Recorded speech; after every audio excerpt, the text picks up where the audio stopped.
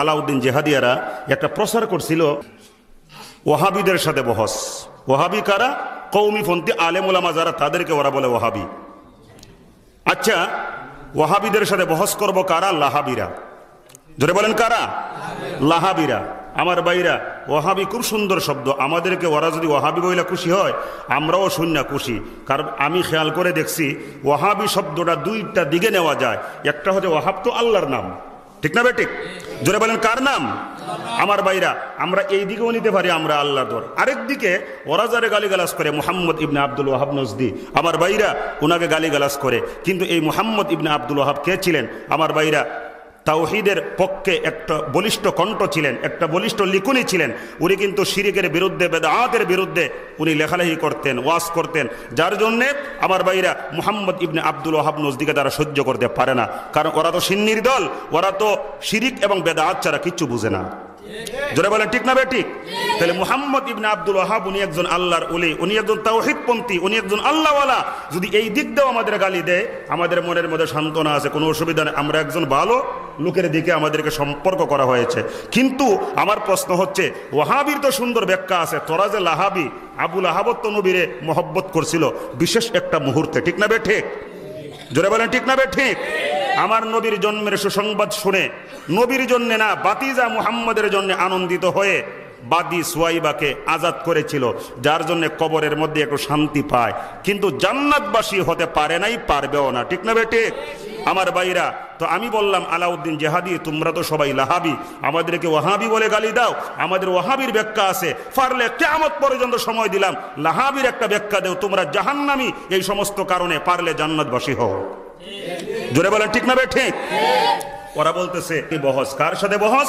নাম বলতেছে আবার আল্লামা অলিপুরি সাহেব, মুফতি মিজানুর রহমান সাইদ সাহেব সহ আরো কয়েকজনের নাম বলছে। নেটের মধ্যে দেখলাম অলিপুরি সাহেব বললেন, অলিপুরি সাহেব বলছেন যে আমার সাথে নাকি বহস, আমি নিজেই জানি না। জোরে কোন নাউজুবিল্লাহ।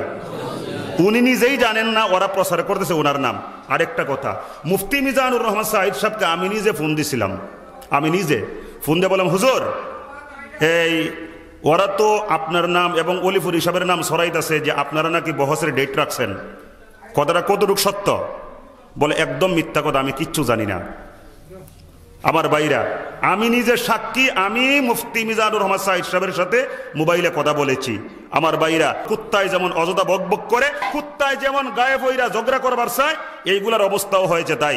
কিন্তু তাদেরকে মনে রাখতে হবে, তাদের যে বাপের বাপের বাপের বাপ আকবর আলী রেজবিরে পায়খানা করায় সারছে আল্লামা অলিপুরি। জোরে বলে ঠিক না বে ঠিক? আমার ভাইরা, অলিপুরির সাথে বহস, এই কথা বলার এত বড় স্পর্ধা ওরা ফাইল কোথায়? এই যে মুরব্বীকে সম্মান করতে জানে না, এইটাই তারা যে বেয়াদব তার প্রমাণ, ঠিক না বে ঠিক? তোদের যদি সাহস থাকে, আমি নিজে আমিনুরুজ্জামান নুমানি তাদেরকে বহসের চ্যালেঞ্জ করেছিলাম। ইউটিউবের মধ্যে প্রমাণ আছে। আমিনুরুজ্জামান নুমানি, ইউটিউব দেখেন, আমার নাম সার্চ কইরা আলাউদ্দিন জেহাদি, এইগুলারে বলছিলাম যে তোদেরকে আমি গনাই ধরি না, তোরা বয়সে আমার সাইডে অনেক ছোট। তোদের মুরব্বী যারা, আমি তাদেরকে চ্যালেঞ্জ করলাম, তোরা যে ওয়াজ করস নবী হাজির নাজির, নবী এলমে গায়েবের অধিকারী, মিলাদ কিয়াম, আমি এইগুলা নিয়ে তোদেরকে বহসের চ্যালেঞ্জ করলাম। আল্লামা অলিপুরি লাগবে না, মুফতি মিজানুর রহমান সাইদ, মুফতি দেলওয়ার সাহেব বা আমাদের কৌমিপন্থী আলেম ওলামা লাগবে না। তোমরাও ময়দানে কাজ করো, আমিও ময়দানে কাজ করি। আমার সাথে পারলে বহসের চ্যালেঞ্জ গ্রহণ করো। শর্ত একটা, দলিল হবে দুইটা। একটাই শর্ত, কোরআন এবং হাদিস ছাড়া অন্য কোনো দলিল চলবে না। এই শর্তে যদি রাজি থাকো, বহসের চ্যালেঞ্জ করলাম। আল্লাহর কসম, ওরা একটাও আমার একটা ফোনও দেয় নাই, তবে ওদের ছেলেরা শুধু গালিগালাজ করতেছে। তা বুঝলাম, এই যে উত্তর না দিয়া, বহসের চ্যালেঞ্জ গ্রহণ না কইরা শুধু যে গালিগালাজ করে, গালিগালাজ করে, এটা খারাপ মানুষের স্বভাব, ঠিক না বেঠিক? যদি প্রতি উত্তর না দেওয়া হয়, আমার ভাইরা ওরা তো আসমানে উঠতে যাবো, ঠিক না বেঠিক? আমার ভাইরা, মাঝে মধ্যে কুত্তারে সাইজ করবার লাগে মুগুর হাতের মধ্যে না ফিরাইতে হয়। জোরে বলেন ঠিক না বেঠিক? আমার ভাইরা, বহস আমরা কেউই জানি না, আমাদের কৌমিপন্থী লোকেরা কেউই জানে না। আল্লামা অলিপুরি জানে না, ওনার নাম ভাঙ্গাইছে। মুফতি মিজানুর রহমান সাইদ সাহেব জানে না, ওনার নাম ভাঙ্গাইছে। এই সমস্ত বেয়াদবের দলেরা জায়গায় জায়গায় বহস কইয়া চিল্লা চিল্লি করে। আসল কথা হচ্ছে, তারা এইগুলা দিয়া বুঝাইতেছে আমরা কিছু একটা হয়ে গেছি।